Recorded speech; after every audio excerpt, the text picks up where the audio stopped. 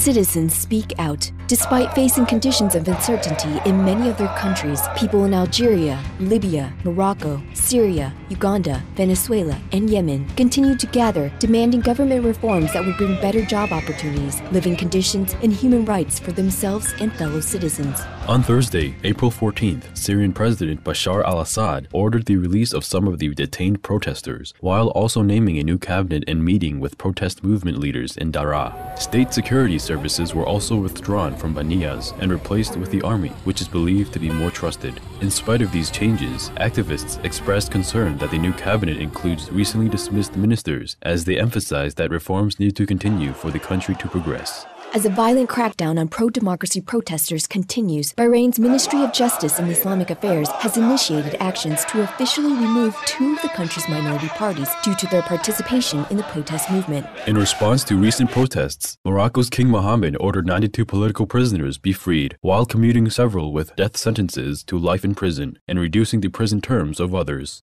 Ugandan minority leader Kizza Besigye was injured when police surrounded him as he was walking to join a protest march over high food and fuel prices. The Saudi press agency reports that a U.S. church delegation led by Pastor Shaki Paul and accompanied by Fayez Hamdan, a representative of Lebanese youth in the USA, met with Saudi ambassador to Lebanon, Ali Asiri, to speak out against the recent burning of a Holy Qur'an by a U.S. pastor. Following protests calling for improved conditions in Algeria, the government announced a doubling of the monthly allowance for people in the public works program, along with an offering of part-time employment and increased eligibility so that more people could qualify to be part of the program. Multi-award-winning U.S. musician and vegan Moby joined 30,000 people in the U.S. for a fast this week, organized by a political action committee, MoveOn.org, in protest of budget reductions that decrease vital benefits to those most in need, including military veterans, women, children, and the elderly.